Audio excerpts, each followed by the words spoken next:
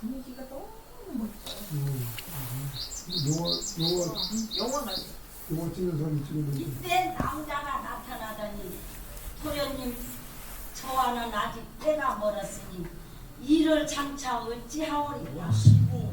정 그러시다면 저 대신 프랑스 모자는 시명 자막을 다시 내어를 만드신 거죠? 장수를 정하시고 자막만 프랑스. 쓸쓸한 심혈을 부옵소서. 말을 마치고 사라지자 성부는 남자 말대로 시녀 내월을 신척을 삼아 방수를 정하여 쓸쓸한 심혈을 풀었으나 남자 생각 더욱 나니 성부는 할 일 없이 죽게 되었구나. 이때 남자가 또 나타나더니 토리님 저를 만나시려거든 옥년동으로 찾아오소서. 성분이 이 말 듣고 황홀한 마음 어쩔 줄 모르다가 기분을 내요. 부모님 앞에 불어하리려. 옥년동은 산천 경기가 뛰어난다오니 잠시 구경이나 하고 돌아올까 하옵니다. 성군 부모님 깜짝 놀래 그런 몸으로 어찌 문밖 출입을 한단 말이냐.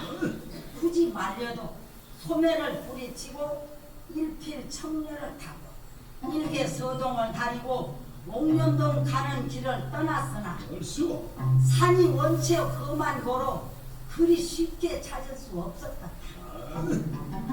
성군은 한우를 우러러 호소하며 밝으신 한우는 저의 정성을 굽어 살피시어 옥년동 가는 곳을 인도하여 주옵소서. 벌써 감동적이다. 유코 한 곳을 닫아 으니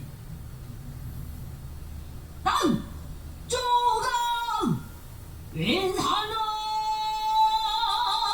물들었는데 하이 틈으로 솟아오르는 숲이 울창하여 장엄하기 그지없다. 산은 산록꽃이 번든 뒤에 큰 골짜기 작은 골짜기에 맑게 흐르는 진해 물은 여러 풀이를 이루고 있다. 한편 연못가의 연꽃이 만발하고 푸른 꽃도 한창인디 꽃사이에 춤추는 나비 펄펄 날고 바다에 나르는 맷불 있는 조각조각 흠이었다. 영사청에 걸린 돌다리는 고대학교를 방불케 하였다. 성군이 이런 경치를 보고 산속으로 들어가니 유다른 전지요 인간 세상은 아니로구나. 마음의 자연 상쾌하고 신선지대야 올라가는 것 같구나. 산을 등지고 한 곳을 하나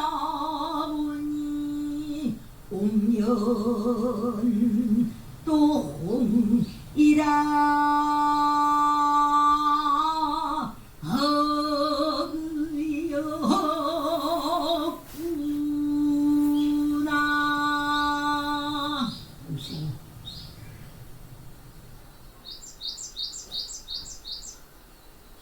좀 옥년동의 이미지를 너무 잘 살려가지고 그냥 그 소리를 그대로 보는 것처럼 화면을 잘 만들어놨어요. 뭐 수경남자 이제 좀 뭐랄까요? 이제 나오실 때가 됐는데. 유튜브에 나오죠? 안녕하세요. 네, 유튜브에 저는 나와요. 성형외과 전문의로서 네, 유튜브도 그냥 수경남자 이렇게 치면 안 나오던데 뭐라고 하나? 옥년동이라고 쳐야 되나? 잘 모르겠어요. 수경남자 거라고 치면 바로 안 나오고 찾아야 돼요. 비디오가 굉장히 수작이에요. 그래서 저희들이 뭐 학술대 발표할 때도 가끔 발표할 때마다 이게 인용되는 그런 비디오거든요. 그래서 한번 찾아보시면 좋을 것 같아요. 자, 그러면 대충 이해 감상 앞에 부분은 끝났고 이제 사설 부분 한번 보실 건데 내용에 대한 건 전반적으로 제가 말씀을 드렸으니까 대충 그런 내용이다 하는 거 이해하시면서 들으시면 되겠고요. 사설 부분 안일이부터 선생님 처음 부분을 저기 민혜 선생님한테 좀 부탁을 드리려고 하거든요. 이게 아까 정정열, 박록주, 박송이 이렇게 내려온다고 말씀드렸는데 정정열 선생도 고제, 중고제랑 굉장히 가까운 명창이고 이 박록주 선생님도 박기용 명창에게 소리를 원래 배우셨기 때문에 소리가 굉장히 고조 소리를 많이 갖고 있어요. 그래서 이런 굉장히 뭐 탁월한 명창들에게서 전수된 소리이기 때문에 이 소리가 그냥 만들어진 소리가 아니다 이렇게 볼 수 있었습니다. 선생님 거기 어떻게 모르고 있었어요? 자, 그럼 맨 처음 데모 뒤로 조금만. 맨 처음 되면 안일이부터 선생님 한 조금만 선생님 하시고 싶은 거 그러니까 준비도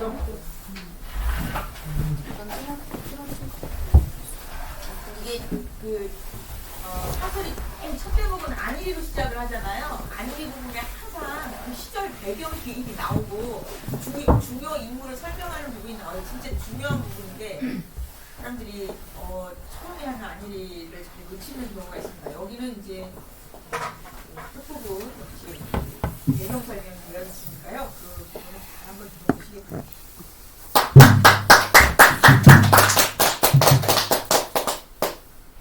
이조 세종 영간 경상도 안동 땅에 백진사라는 양반이 있어. 부인 홍씨와 20년을 지내다가 슬하에 자녀 없어 항상 슬퍼하다. 명산 대천에 기도하여 아들 하나를 두었으되 이름을 성군이라 하고 자를 현진이라 지었거든. 점점 자람에 용모가 준수하고 성품이 온유하며 문필이 하였겠다. 백진사 부부는 아들에게 알맞은 배필을 얻어 슬하에 재미를 보려고 혼처를 구하였으나 마땅한 규수 없어 근심 중에 지낼 적에 때는 벌써 성군 나이 28이었다.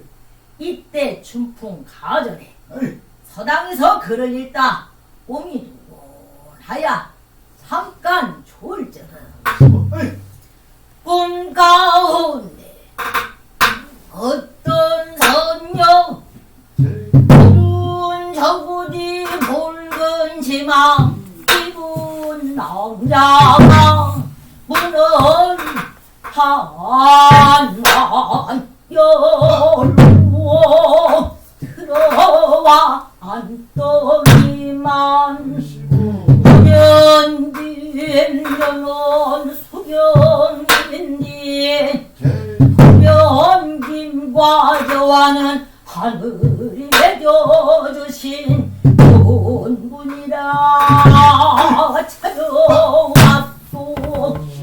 성군지 하는 말이 나는 속세 인간이요 남자는 하늘에 사는 언경인디 와가 인연이 되오니까 남자가 공손히 여자오되 어려운 온디 하늘에서 비 내리는 선관이고 어느 때를 잘못 내린 뒤로 인간으로 위약을 꼬셨지만 서와 삼봉을 날인 을니 그림약하고 수성 하루를 마친 후에 이노 물견 간고다 성분이 깜짝 놀래 대고분이 꿈이로구나. 깨고 본즉 꿈이라. 남자는 간고도 없고 한치만 남았구나. 꿈속에 본 남자 눈에 삼삼하고 말소리 귀에 쟁쟁 남아있어. 누웠는 듯 앉았는 듯. 눈 감으면 곁에 있고 눈 뜨면 간고도 없으니 시름상사 병이 드는디 이것이 바로 상사병이라는 것이었다. 아무리 생각을 해도 꿈속에 본 남자를 잊을 길 하옵니. 그때요 성문은 남자를 잊을 길 하옵소. 손에 취하는 빛이 눈치낼 적에 온몸이 좋게 몸에서 땀이 수리로 흘러 가사이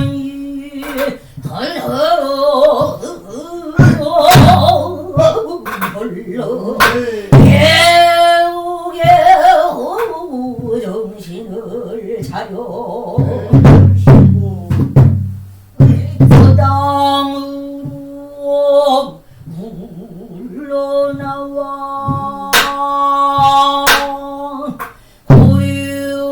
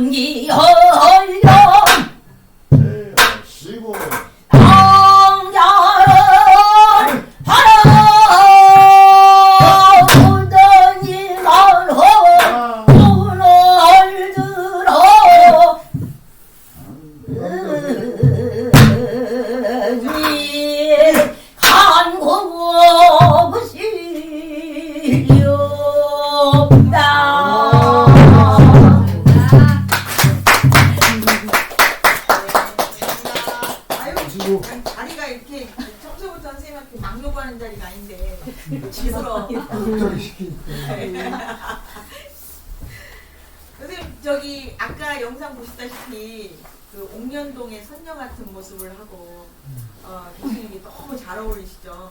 이 수경낭자가는 박동일 선생님이 조금 손을 많이 보셨는데 그 수경낭자가를 그대로 잘 이어서 지금 수경낭자가 완창만 벌써 3회 정도 하셨죠, 선생님. 작년에도 수경낭자가 완창하셨다고 어디 봤는데. 네. 그렇기도 하고 그 국립창단 2014년도에 수경낭자전을 한번 했어요, 창극으로. 그때 다시 창극으로 한번 올려졌고, 그래서 지금 21세기의 수경낭자가가 굉장히 다시 되살아나고 있다, 이렇게 볼 수 있고요. 수경낭자가를 배운 제자 중에 김혜성 선생님이 거의 뭐 독보적이다, 이렇게 감히 제가 얘기를 할 수 있습니다. 민혜성 선생님은 지금 이제 잠깐 소리를 보여드렸는데 아까 영상에도 밑에 프랑스 자막이 나오잖아요. 워낙 그 프랑스, 벨기에, 독일 이쪽에서 외국인 제자들을 많이 키우셔가지고 지금 한 15년쯤 이제 되니까 그 제자들이 이제 한국으로 올려와서 판소리 세계화를 하는데 정말 1등 공신이 됐어요. 그래서 그런 역할을 민혜성 선생님이 없었으면 사실 할 수 없었던 일인데 판소리 세계화의 기둥을 박으셨다, 저는 이렇게 민혜성 선생 생각하고 있고요. 그런 덕분에 올해 세계 판소리협회라는 것도 새로 생기고 또 판소리가 이제 세계인들에게 예술성을 알리는 계기를 더 잘 마련할 수가 있죠. 원래 여기서 이렇게 듣는 소리가 잘 안 들렸는데 오늘따라 제가 어디에 동네대죠? 아니, 우리야? 이게 되면이죠. 네. 그래서 수경낭자가도 외국의 선생님 수경낭자가도 하신 적 있죠? 네. 네. 오히려 우리나라보다 외국의 수경낭자가 더 빨리 알려지는 네, 그런 일이 생길 수도 있어요. 왜냐하면 여기 나타난 문화 자체가 특별하거든요. 이건 시집살이 문화라는 게 외국에 있지도 않을 뿐만 아니라 그 천상결연 속세에서 다시 만나고 다시 천상으로 올라가고 이런 구조 자체도 우리나라에서 특히 이제 문학적인 구조가 전형적으로 되어 있는 것도 그렇고, 여기 이제 옥년동이라고 하는 특수공간이 있어요. 나중에 자결을 했다가 살아나고도 다시 옥년동으로 그 수경낭자가 피신을 하기도 하는데요. 지금 들으신 제목이 첫 부분인데 하늘에 사는 선녀에 원래 수경낭자 자기가 나와서 백성군의 꿈에서 그래요. 도련님이 본래 비를 내리는 성관이었는데 어느 날 비를 잘못 내려가지고 인간 세계로 귀향을 왔다. 나랑 상봉할 날이 있긴 있겠지만 이제 좀 기다려야 된다. 그런 말을 처음으로 남기잖아요. 그런 것처럼 사실은 이런 의미인 것 같아요. 제가 생각할 때는 제가 이제 오늘 이 내용을 이 부부의 사랑법 이렇게 부제를 달았지만 자기가 만난 이 부인 되는 사람, 아내는 선녀 같은 사람이에요. 어디서 귀하게 자란 선녀예요. 근데 이 선녀를 데리고 와서 사실은 함부로 하는 거죠.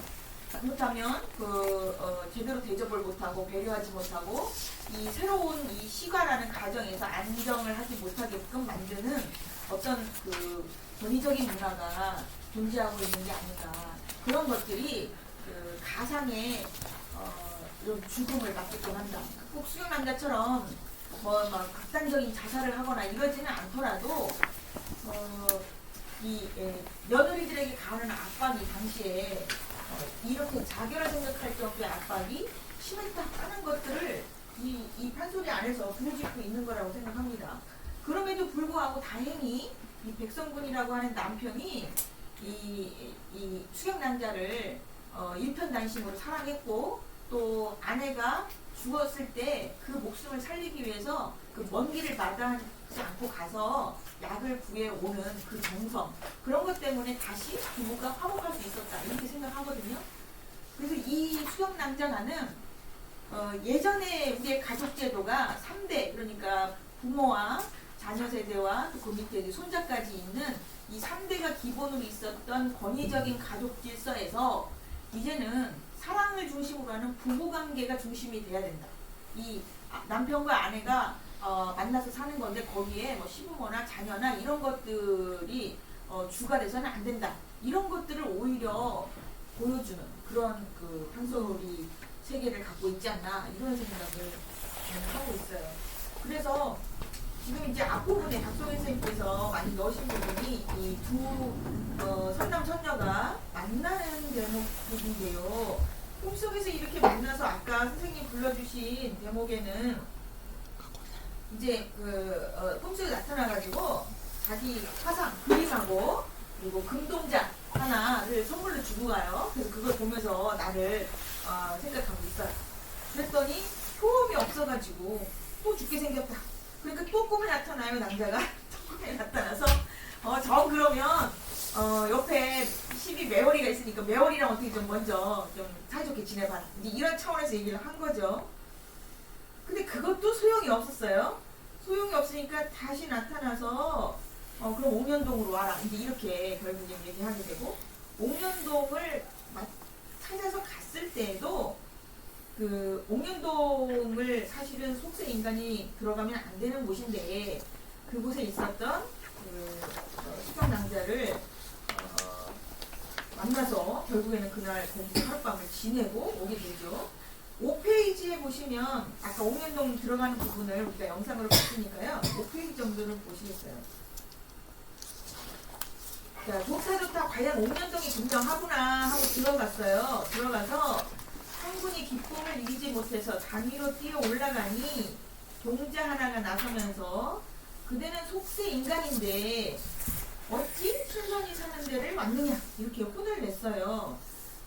그러니까 이 백성군이 나는 유산객, 나는 여기 관광객인데 산천 풍경 탐하다가 선경인 줄도 이 순선생인 줄도 모르고 왔다. 용서해라.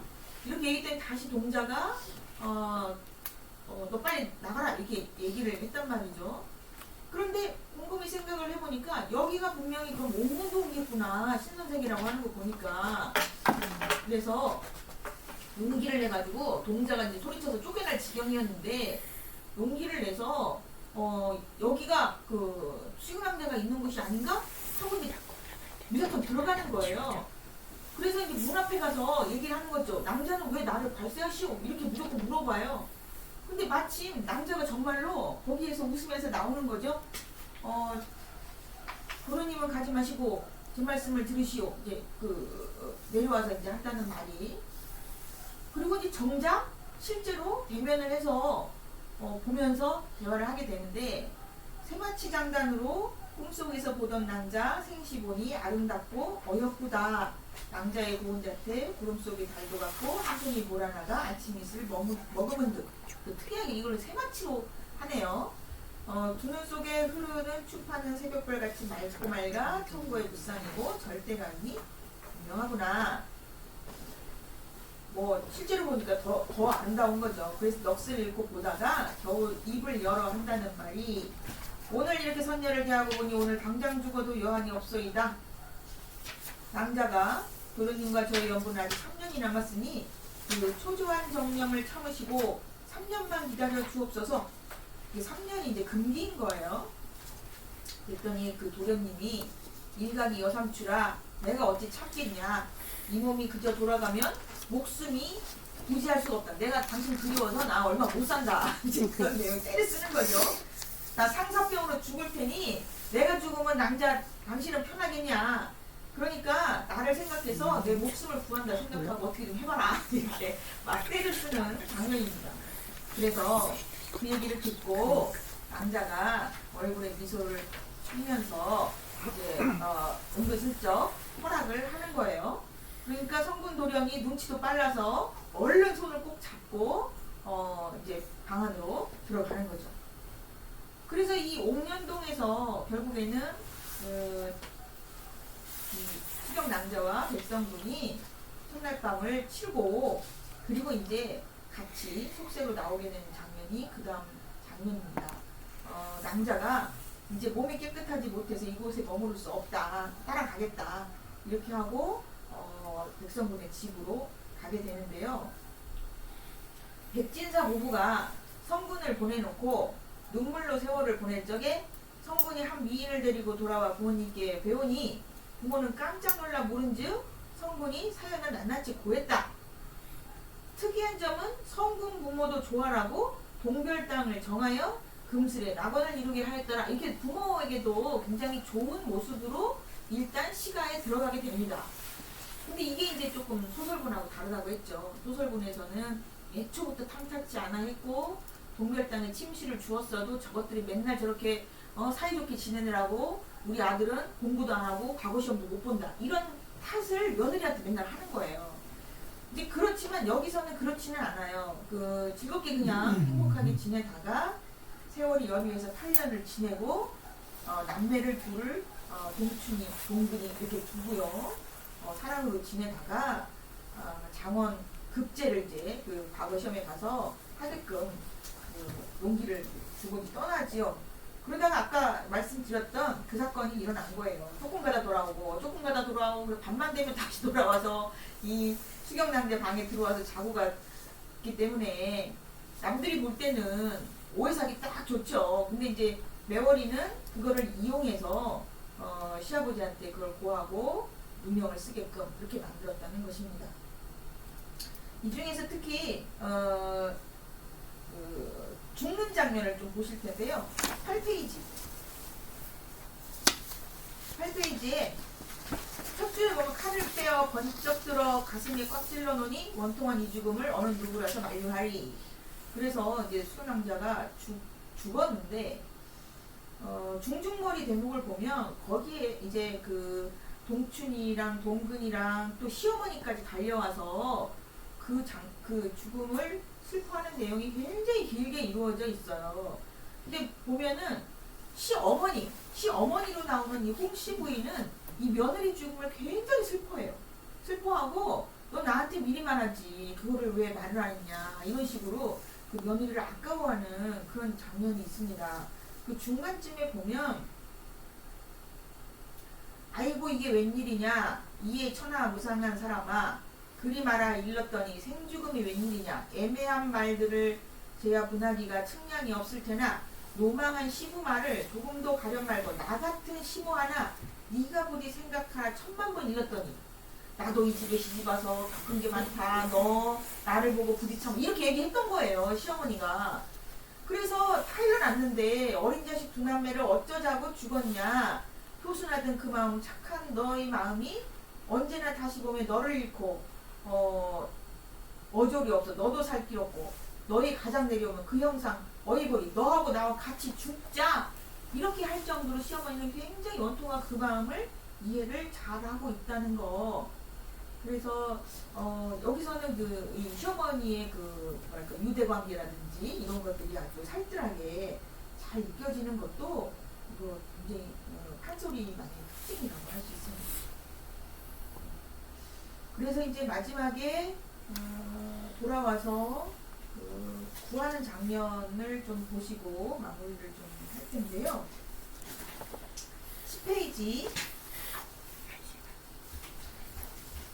이제 부인이 죽은 거를 보고 선대산에 가서 살릴 약을 구해와야겠다 하고 또 호이호이 길을 떠나서 어딘지를 모르는 선대산을 찾아가서 결국엔 노승을 만나고 그 노승이 그 남자를 구하라고 약을 줬어요.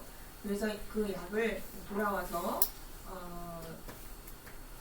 입에다 흘려 넣으니까 다시 살아났다 하는 내용이 그 10페이지 중머리 대목에 이제 나오는 대목인데요. 거기 끄트머리 부분에 중머리 끄트머리 부분에